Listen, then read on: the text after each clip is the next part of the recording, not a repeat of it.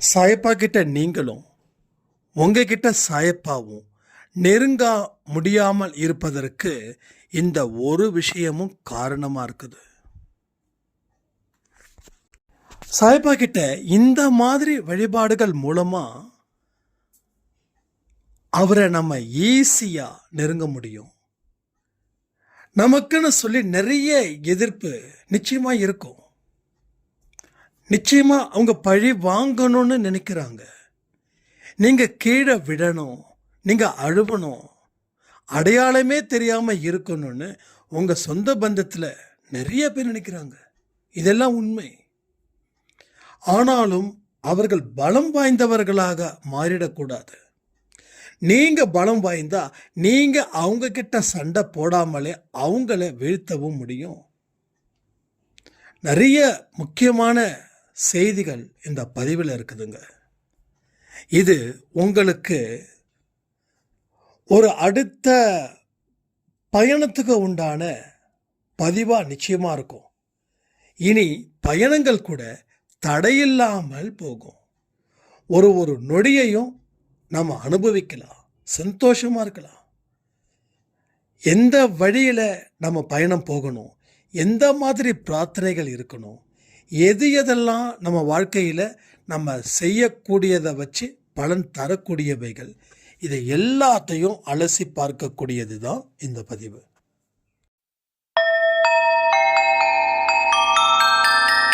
ஓம் சாயிரா சாயிரா, ஓம் சாயிரா சாயிரா, ஓம் சாயிரா சாயிரா, அன்பே சாயிரா, பேரன்பே சாயிரா, அகிலம் தளிக்க ஆத்மா விழிக்க அனுதினம் சாயிரா, எங்கள் அன்பே சாயிரா.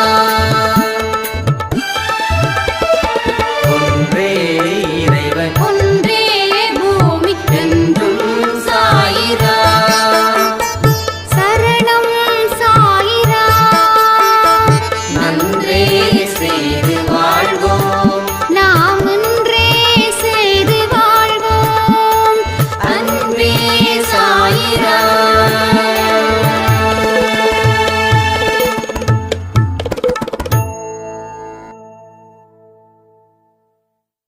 சாயிரா, என் உயிரின் உயிரானவர்களே, இன்னைக்கு பேசக்கூடிய ஒரு டாபிக் ரொம்ப முக்கியமானது. அன்பேசாய் குடும்பத்தில் இருக்கிறவங்களுக்கும் கடவுள் மேலே நம்பிக்கை வச்சிருக்கிறவங்களுக்கும் தரக்கூடிய ஒரு நல்ல பதிவு இந்த பதிவு. கடவுள்கிட்ட ரெண்டு விதத்தில் நம்ம வழிபாடு செய்யலாம். ஒன்று பக்தியின் மூலமாக, இன்னொன்று அன்பின் மூலமாக. அன்பின் மூலமாக செய்யப்படும் வழிபாட்டு முறைகள் வாழ்க்கையில் எவ்வளவு பெரிய ஒரு பலனை கொடுக்க போகுதுன்றதை பற்றி இந்த பதிவு. பக்தியிலும் அன்பிலும் இருக்கக்கூடிய ப்ளஸ் அண்ட் மைனஸ் பற்றி தான் இங்கே நம்ம பேச போகிறோம். இன்றைக்கி ஒரு சாய்ராம் சொல்லியிருந்தாங்க, நான் தனிமையில் இருக்கேன், தனியாக தான் இருக்கேன். அன்பேசாய் ஆடியோவை ஒவ்வொரு பதிவை கேட்கும் போதும் ஒரு டானிக் குடிக்கிறது போல அப்படின்னு ரொம்ப சந்தோஷமாக இருக்குது இந்த வார்த்தைகள். ஏன்னா பல பேருக்கு எத்தனை பேர் இருந்தாலும் தனிமையில் இருக்கிறது போல தான் ஒரு ஃபீலிங். தனிமை சில பேருக்கு ஆபத்தாகவும் வெறுப்பாகவும் முடியுது. ஆனால் இன்னும் சிலருக்கு அந்த தனிமை ஒரு பலமாகவும் ஒரு டானிக் போலவும் இருக்குது. உலகத்தில் எத்தனையோ தெய்வங்கள், அத்தனை தெய்வத்துக்கிட்டையும் ஒரு மனுஷன் பக்தி வைக்கிறான். அந்த பக்தி கிட்டத்தட்ட 90% போலியானதாக இருக்குது. இதை கேட்ட உடனே நீங்கள் ஷாக் ஆகலாம். நான் ஒன்று சொல்கிறேன்.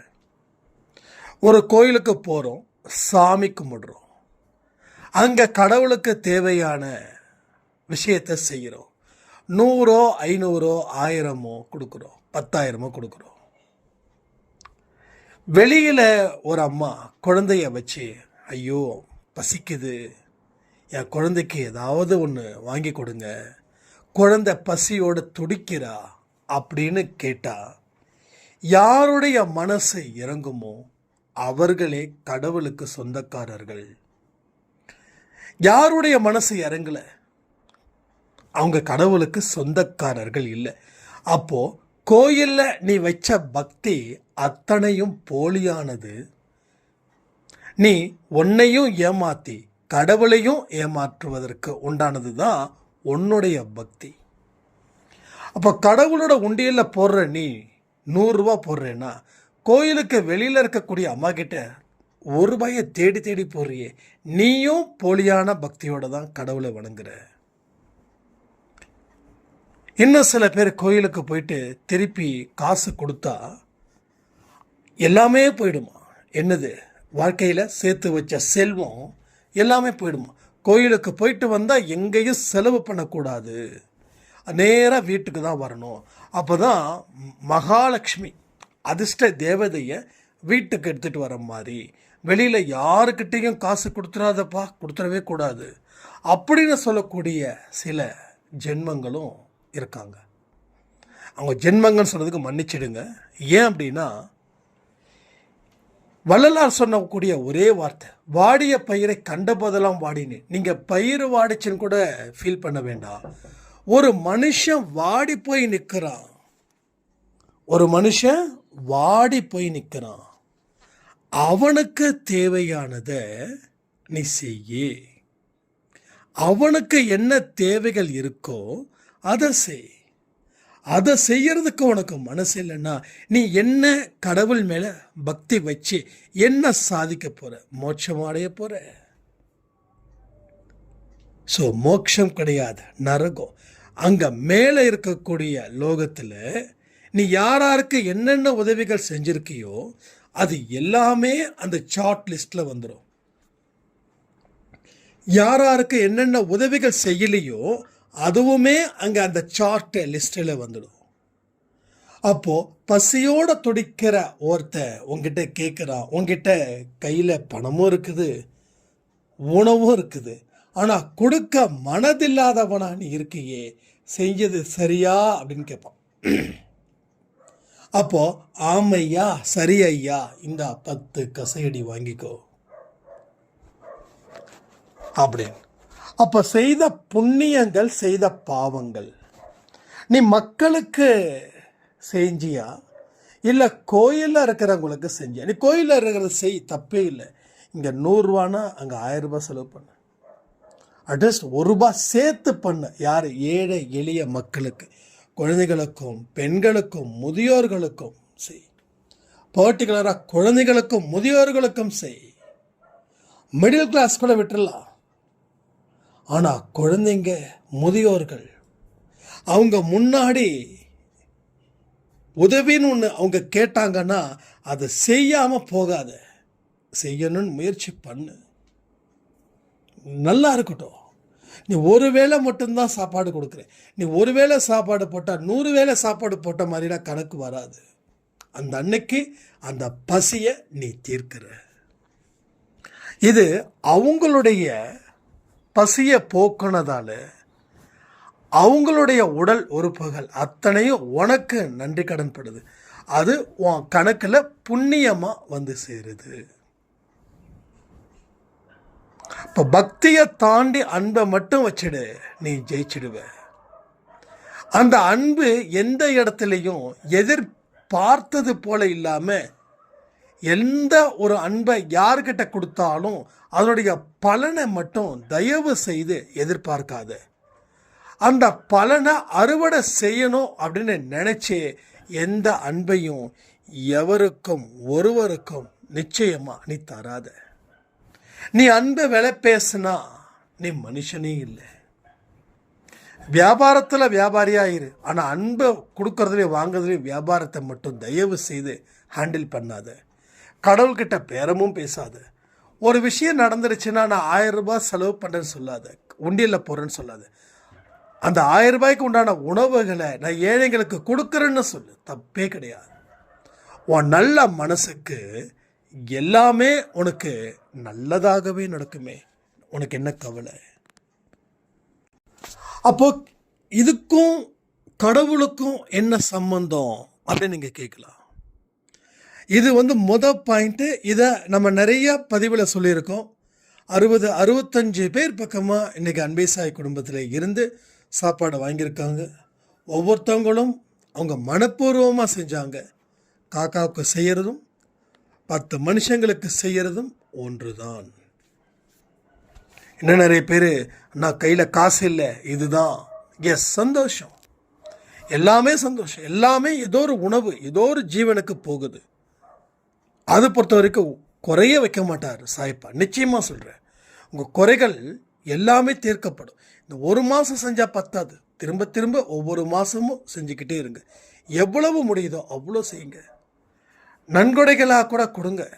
ஆனால் அந்த நன்கொடையை அவங்க சரியான முறையில் பயன்படுத்துகிறாங்களான்றதை பார்த்து பொறுத்து கொடுங்க. நீங்கள் கொடுக்குற காசெல்லாம் யாராவது அவங்க இஷ்டத்துக்கு செலவு பண்ணிட்டாங்கன்னா நீங்கள் கொடுத்தும் அதில் எந்த புண்ணியமும் இல்லை. உங்களுக்கு நம்பிக்கை இருக்கா இவங்க கொடுப்பாங்கன்னு? எஸ், அவங்கக்கிட்ட கொடுங்க, அவ்வளோதான். அப்போ தான் நம்ம செய்யக்கூடிய விஷயங்கள் கடவுளுக்கு மனக்குளிர்ச்சி அடையும். நான் மறுபடியும் சொல்கிறேன், பலனை எதிர்பார்த்து நம்ம செய்ய சொல்லலை, கடவுள் குளிர்ச்சி அடையணும். என்னுடைய சாயப்பாவுக்கு என்ன செஞ்சால் அவர் மனசு குளிர்ச்சி அடையுமோ அதை நான் இவர்களுக்கு செய்கிறேன் அப்படின்னு. அதே போல் சாயப்பா கிட்ட பக்தியை வைக்கிறத விட அன்பு வைங்க.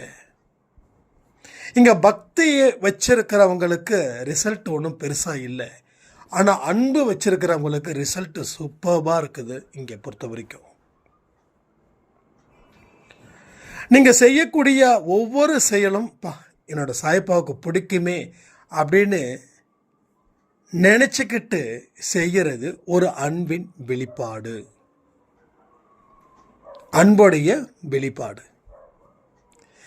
இந்த மாதிரி விஷயங்களை செஞ்சால் சாயப்பா தண்டிப்பாரே அப்படின்றது பக்தியின் வெளிப்பாடு. அப்போ தண்டிக்கிறாருன்றதுக்காக நாம் செய்யாமல் இருக்கோம். அப்போ தண்டிக்கலைன்னா நம்ம செய்வோம். அப்போது அவர் மனசை காயப்படுத்தக்கூடாது அப்படின்னு நினச்சி எந்த ஒரு பாவத்தையும் செய்யாமல் இருக்கிறது நல்லா இருக்கா, இல்லை தண்டிச்சிடுவாருன்னு சொல்லி அந்த பாவத்தை செய்யாமல் இருக்கிறது நல்லா இருக்கா? ரெண்டில் எது நீங்கள் சூஸ் பண்ணுறீங்கன்னு பாருங்கள். இதை வச்சே நம்ம மனநிலை எப்படிப்பட்டதாக இருக்குதுன்றதை கண்டுபிடிச்சிடலாம். இது வரைக்கும் நீங்கள் எப்படி இருந்தீங்கன்றது தான் முக்கியம். இனி எப்படி இருக்க போகிறீங்கன்றது தான் இந்த பதிவில் சொல்கிறோம். இன்றைக்கி நான் ஒரு பாவத்தை செய்கிறேன் அப்படின்னா கடவுளை பற்றி நான் நினைக்கிறேன். நம்ம சாயப்பா இந்த விஷயத்தை நான் செய்கிறதோ இல்லை இந்த விஷயத்தை நினைக்கிறதோ அவருக்கு அது ஆனந்தமாக இருக்குமா, சந்தோஷமாக இருக்குமா அப்படின்னு நான் பார்க்குறேன். இல்லை, அவருக்கு எந்த இடத்துலையும் சந்தோஷம் இல்லைன்னா அது அவருக்கு கஷ்டத்தை கொடுக்குதுன்னு அர்த்தம். அப்போ கஷ்டத்தை கொடுத்தாரதால நான் சந்தோஷப்படுவேனா? இல்லை. நான் ஒரு விஷயத்தை செய்கிறேன், அது எனக்கு சந்தோஷம், ஆனால் அது அவருக்கு கஷ்டம். இப்போது அவருக்கு அது கஷ்டமாக இருக்கிறதால எனக்கு அது கஷ்டமாக இருக்குது. அப்போது எனக்கும் சந்தோஷமாக இருக்கணும், அவருக்கும் சந்தோஷமாக இருக்கணும். அப்போ அந்த செயலை மட்டும் நம்ம செய்கிறது புத்திசாலித்தனமாக இல்லையா? அப்போது இது அன்பினால தான் இந்த ஒரு விஷயத்தை நாம் செய்கிறோம். அவர் மேலே வச்சிருக்கக்கூடிய அன்பினால தான் நம்ம வாழ்க்கையிலையும் நிறைய நல்ல விஷயங்களும் தொடர்ந்து நடந்துக்கிட்டே இருக்குது. எத்தனை பேர் உங்களை வீழ்த்தினாலும் வச்சுக்கோங்களேன், அவர் உங்கள் மேலே அன்பு வச்சிட்டாருன்னா 1,00,000 பேர் வந்தாலும் 1,00,00,000 பேர் வந்தாலும் வீழ்த்தவே முடியாது. வீழ்த்துவதற்கு வாய்ப்புகளே இல்லாத அளவில் உங்கள் வாழ்க்கை வளர்ச்சியின் பாதையில் செல்லும். உங்கள் பயணங்கள் தடைப்படாமல் இருக்கணும். பயணங்கள் தடைப்பட்டுக்கிட்டே இருந்தால் நல்லா இருக்குமா? அப்போது பயணங்கள் மேற்கொள்ளும் போது, அந்த பாதையில் பயணம் மேற்கொள்ளும் போது தடைகள் ஏன் வருது? பாவம் செஞ்சதால. அப்போ தடையில்லாத பயணத்தை செய்யணும்னு எல்லாருக்கும் ஆசை இருக்கா இல்லையா? ஒரு இடத்துக்கு நீங்கள் போகிறீங்கன்னா உங்கள் மனசும் சந்தோஷமும் அந்த இடத்துல போய் தான் குளிர்ச்சியாக இருக்கணும்னு இல்லை. அந்த பாதையில் போகும்போதே இன்னமும் நிறைய அனுபவத்தை நம்ம அனுபவிக்கணும்.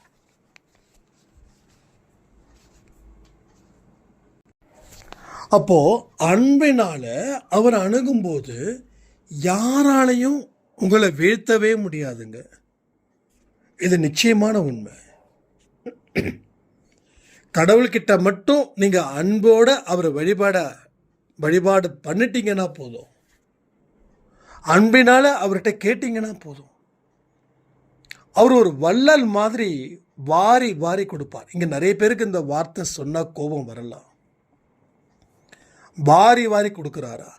உங்களுக்கு கொடுக்கறதால எங்களுக்கு கொடுப்பாருன்னு என்ன நிச்சயம் அப்படின்னு கேட்கலாம்.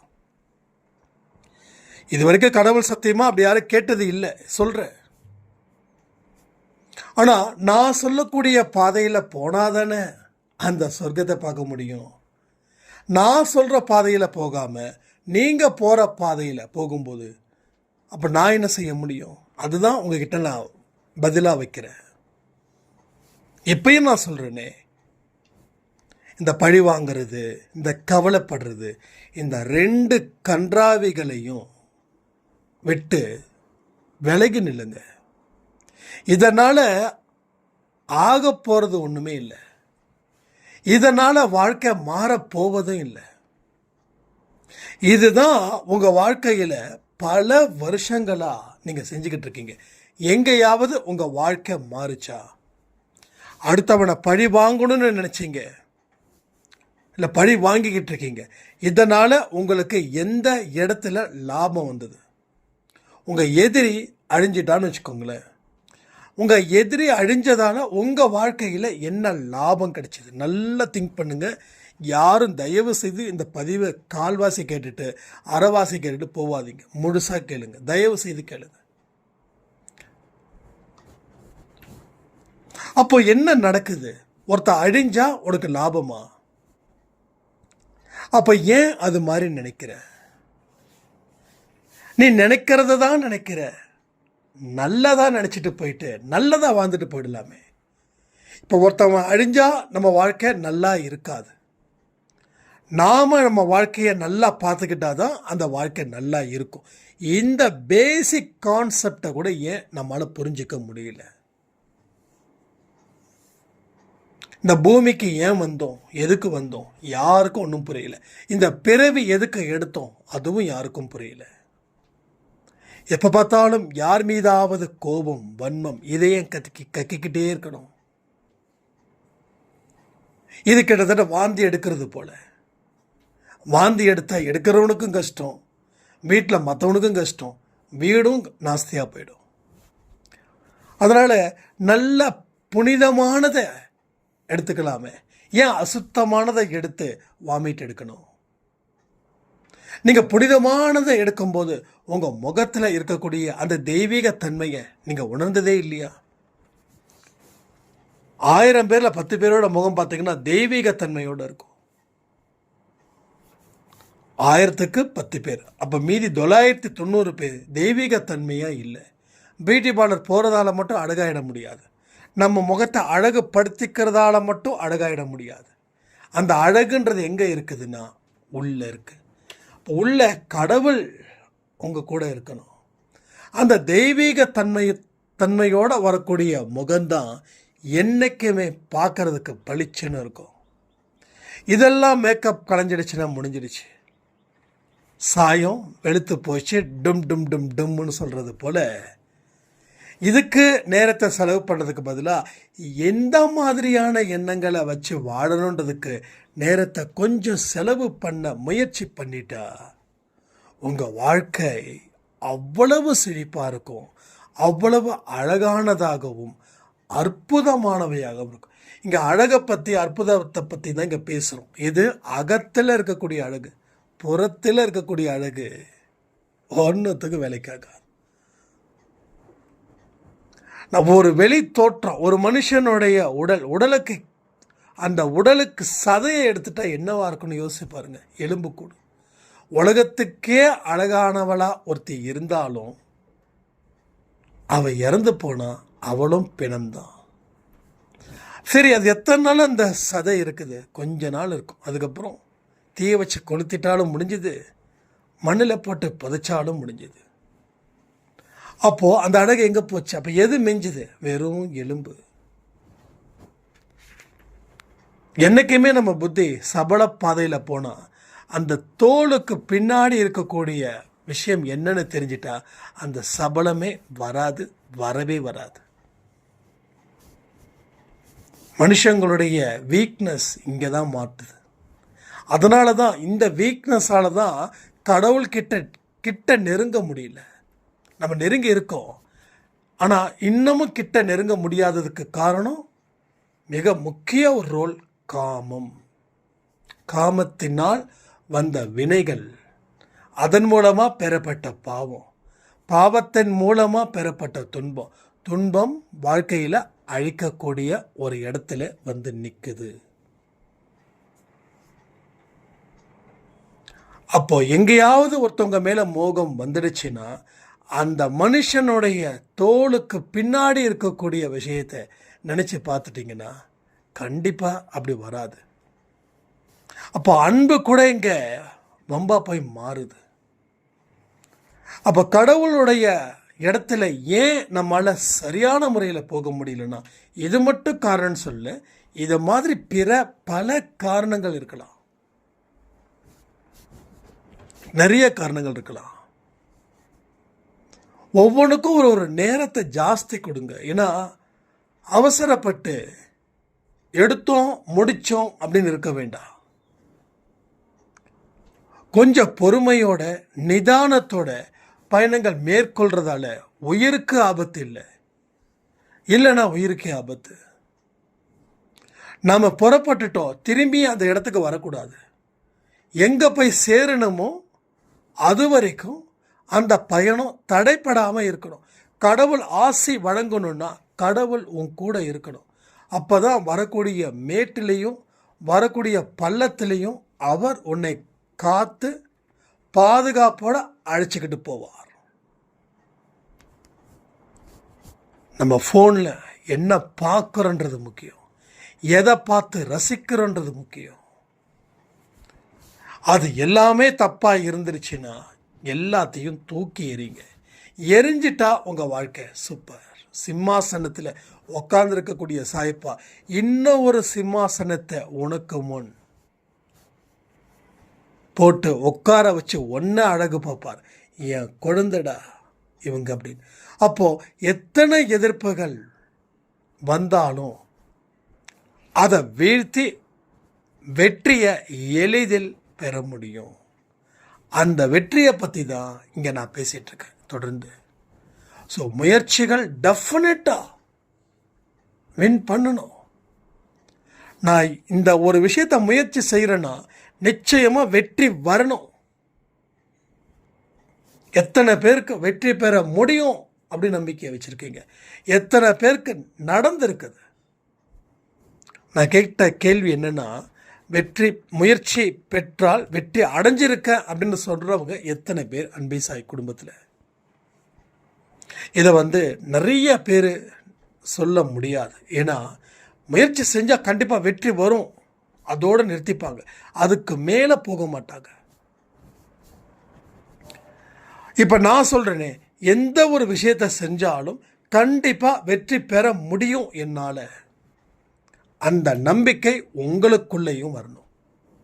அந்த நம்பிக்கை எப்படி வரும் அப்படின்னா, முதல்ல நான் கடவுள் சொல்கிறது போல் நான் நடந்துக்கிறேனான்னு பார்க்கணும். அளவான தூக்கம், அளவான சாப்பாடு, இதுவும் முக்கியமாக இருக்குது. அளவுக்கு அதிகமான தூக்கம், அளவுக்கு அதிகமான சாப்பாடு என்ன ஆகும்? தரித்திரத்தில் கொண்டு போய் முடியும். 12 மணி நேரம் தூக்கம் சான்ஸே கிடையாது. இதில் யாரும் வீழ்த்தணும்னு உங்களை நினைச்சாவே நீங்கள் வீழ்த்தப்படுவீர்கள். ஒருத்தவங்களை அடிக்கணும்னு நினைக்கிறான், அவன் நேராக அடிக்கிறதுக்கு முன்னாடியே அவனுடைய அடி உங்கள் மீது பட்டு நீங்கள் பலகீனமாயிடுவீங்க. ஆனால் எல்லாமே அளவாக இருக்குது. சாயப்பா சொல்கிறது போல் நடந்துச்சுன்னா, யாராவது உங்களை அடிக்கணும் அப்படின்னு புறப்பட்டு வந்தாங்கன்னா, புறப்பட்டு வந்த நேரத்தில் அவங்க உங்களை அடிக்கணும்னு தானே வராங்க, அவங்கள 10 பேர் சேர்ந்து அடித்து திருப்பி அனுப்புவாங்க. ஒருத்தன் உங்களை துரத்துறான்னா அவனை 4 பேர் துரத்தாமலாம் இருப்பான். லாஜிக்கா இல்லையா? நான் உங்களை கஷ்டப்படுத்துகிறேன்னு வச்சுக்கோங்களேன், என்ன ஒருத்தன் கஷ்டப்படுத்துவோட கஷ்டப்படுத்த மாட்டானா? அப்போது அங்கே தான் நம்ம விதி கர்மா வேற வகையில் நமக்கு பலம் சேர்க்குது. எப்படி தெரியுமா? நீ கடவுளுடைய சமஸ்தானத்தில் நீ சமாதானமாக போயிடு. அவர் சொல்லக்கூடிய வார்த்தைகளை ஏற்று வாழ ஆரம்பிச்சிடு. அதுக்கப்புறம் உனக்கு எதிராக புறப்பட்ட கர்மாவை முறியடிக்க அந்த கர்மாக்கள் சம்பந்தப்பட்டவ அந்த கர்மாவை முறியடித்து உன்னை காப்பாற்றுவான். இப்போ நீ யார்கிட்டையும் எதிர்த்து நின்று போராடவே இல்லை. உனக்கு பதிலாக நான் யுத்தம் செய்வேன். பைபிளில் இருக்கக்கூடிய அருமையான வார்த்தை இது. என் வாழ்க்கையில் எப்போ நான் ஃபாலோ பண்ணேன் அப்படின்னா, எனக்கு கடன் வரும்போது நான் நிறைய என்னை திட்டுவாங்க, நானும் திட்டுவேன். இப்படிலாம் விளையாடுவோம், திட்டி திட்டி திட்டி. நீ 10 கெட்ட வார்த்தைனா நான் 100 கெட்ட வார்த்தை பேசுவேன். நீ 100 பேசுகிறேன்னா நான் 1000 கெட்ட வார்த்தை பேசுவேன். என் ஃப்ரெண்டு சொல்லுவான், கெட்ட வார்த்தை பேசுகிறதுக்கு ஒரு டிக்ஷனரியே தோத்துடும், அவ்வளவு வார்த்தைகளடா நீ பேசுவ ஒருத்தனை அப்படின்னு. நம்ப முடியுதா? இது சத்தியமான உண்மை. இது சத்தியமான உண்மை. அதெல்லாம் நடந்துருச்சு அந்த காலத்தில். அப்போது கடவுள்கிட்ட முறையிடுவேன், இப்படி சொல்லிட்டாங்க திட்டாங்கன்னு. அப்போ தான் ஒரு ஸ்டேஜில் தோணுச்சு, அவன் சொல்லிட்டான்னு சொல்லி ஃபீல் பண்ணுற.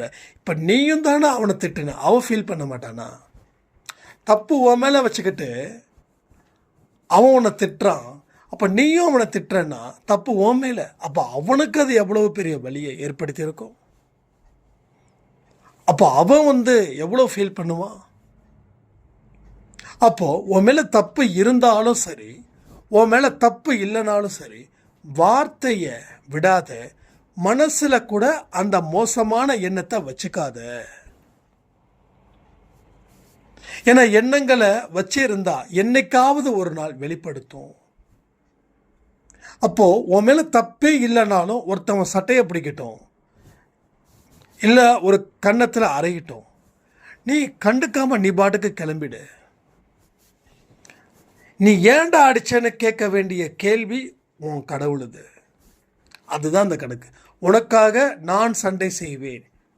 யார் உங்ககிட்ட சண்டை போட்டாலும் நீ சண்டை போடாமல் இருந்தால் உனக்காக நான் சண்டையிடுவேன். அப்போது அந்த சண்டையை அவர் எந்த மாதிரி விதத்தில் வேணாலும் பேசுவார். ஒருத்தவங்களை அழிக்கணும்னு நினச்சி புறப்பட்டு வரும்போது, அதான் நான் சொன்ன மாதிரி, இன்னொருத்தவனை பழி வாங்கணும்னு நினைப்பான். யார் உங்களை அழிக்கணும்னு நினச்சவனை அவன் கண்ணில் இவன் மாட்டுவான். அப்போ இவன் உங்கள் வீட்டுக்கு வரமாட்டான், இவனோட கதை முடிஞ்சிடும். அப்போ உங்களுக்கு நியூஸ் வரும், இது மாதிரி எங்கேயோ பார்த்தாங்களா, 4 பேர் சேர்ந்து அவனை அடித்தாங்களா அப்படின்ற மாதிரி.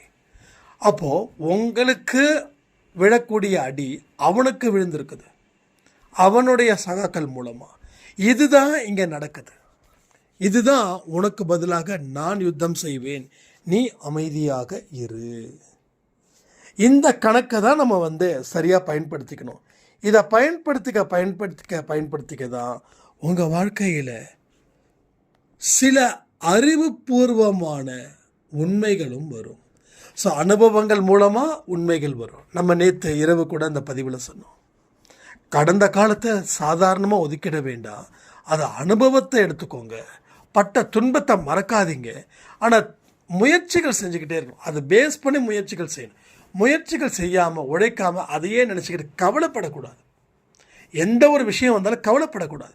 அதில் மீள்வதற்கு என்ன வழிகள் இருக்குதுன்னு பார்க்கணும். 2 தான், ஒன்று உருவாக்க பார்க்கணும், இல்லை அழிக்க பார்க்கணும்.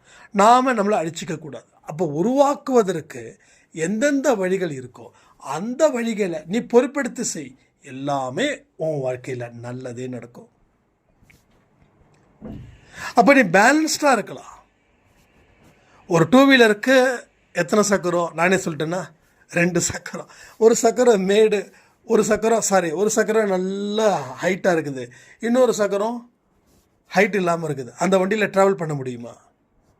அப்போ பேலன்ஸ்டாக இருக்கணும். நீ எங்கேயாவது விழுந்தா கூட உன்னை தூக்கி விடுவதற்குன்னு சொல்லி ஒரு மனுஷனை கடவுள் அனுப்புவார். எங்கே அனுப்பிட போகிறாரு? அவளை அனுப்ப மாட்டாருன்னு நீங்கள் சொல்லலாம். நீங்கள் யாருக்காவது உதவி செஞ்சீங்கன்னா உங்களுக்கு உதவிகள் கிடைக்கும். நான் யாருக்கும் செய்ய மாட்டேன், எனக்கு என் குடும்பம் தான் முக்கியம், எனக்கு என் புருஷன் முக்கியம், எனக்கு என் குழந்தைங்க முக்கியம், என்னை பெற்றவங்க எனக்கு முக்கியமே இல்லை, அவங்க பெற்றுட்டாங்க முடிச்சிட்டாங்க, அவங்களுக்கு வயசாகிடுச்சு, ஆனால் என்னுடைய குழந்தைங்களை நினைக்கிறதுக்கு. ஏன்னா இன்றைக்கி இருக்கக்கூடிய ஜெனரேஷன் வந்து அப்படி ஒரு மோசமான ஜென்ரேஷன் இருக்குது. பெற்ற தாயை கூட மதிக்கிறது இல்லை. பெற்ற தாய் வளர்த்துட்டாங்க, எனக்கு கல்யாணம் ஆகிடுச்சு, நான் சிறப்பாக இருக்கேன், சம்பாதிக்கிறேன், இனி என்னுடைய அப்பா தயவு வேண்டாம், என்னுடைய அம்மா தயவு வேண்டாம், என் அண்ணன் தயவு வேண்டாம், என் அக்கா தயவு வேண்டாம் அப்படின்னு இருக்கக்கூடிய மனிதர்கள் நிறைய பேர். நீங்கள் நல்லா நோட் பண்ணி பாருங்கள். ஏன் நீங்களாக கூட அப்படி ஏதாவது இருந்துட்டீங்கன்னா தயவு செய்து மாற்றிக்கோங்க. ஏன்னா பாவத்தை சுமக்கிறது நெருப்பை தலையில் சுமந்துக்கிட்டு இருக்கிற மாதிரி என்னைக்காவது ஒரு நாள் எரிச்சிடும். சீரியஸாக சொல்கிறேன். இது வந்து உங்களுக்கு இப்போ தெரியாது, எப்போ தெரியுமா தெரியும்? உங்கள் குழந்தைங்க பெருசாகி உங்களை எந்த இடத்துல வச்சுருப்பாங்க தெரியுமா?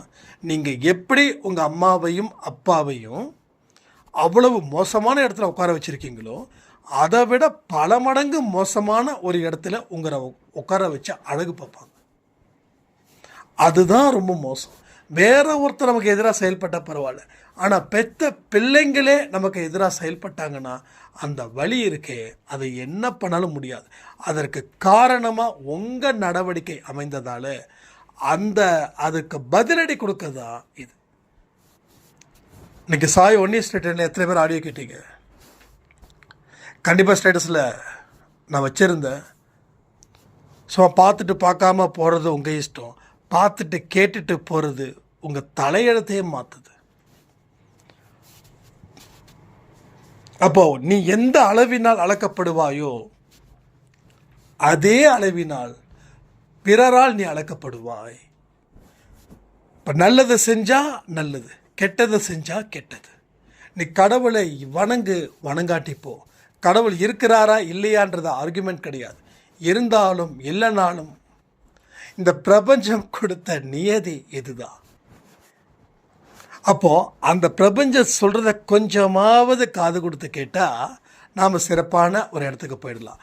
இல்லை கேட்க மாட்டேன், நான் வந்து அப்படி நான் இப்படின்னா இந்த 40 to 60 நல்லாயிருக்கும் வயசு சொன்னேன். 60க்கு மேலே போக போக தான் வாழ்க்கை எவ்வளவு பெரிய கஷ்டம், எவ்வளவு பெரிய துக்கம் அப்படின்ற எல்லா விஷயத்தையும் அந்த வாழ்க்கை உங்களுக்கு புரிய வைக்கும்.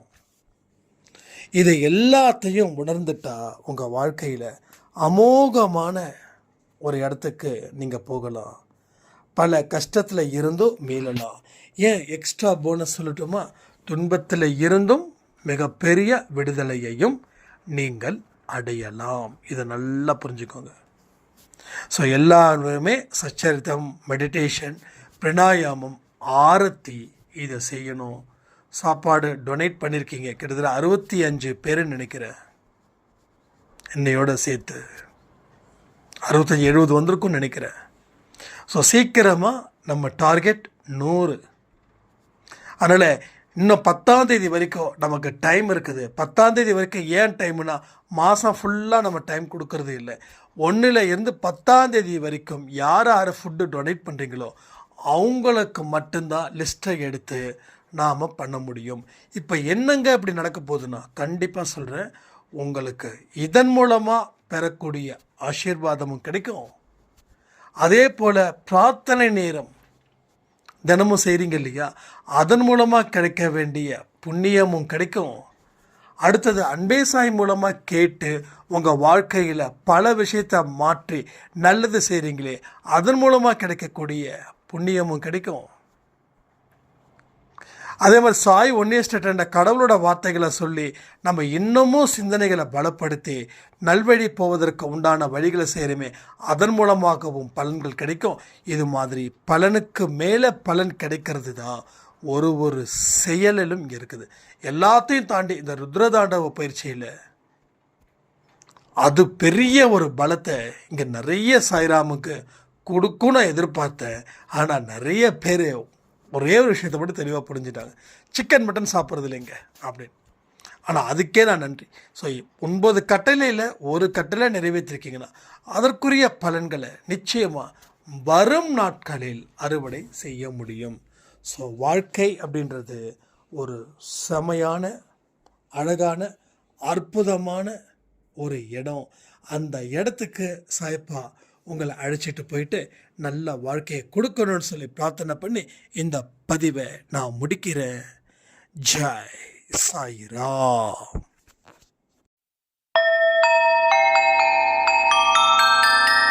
ஓம் சாயிரா.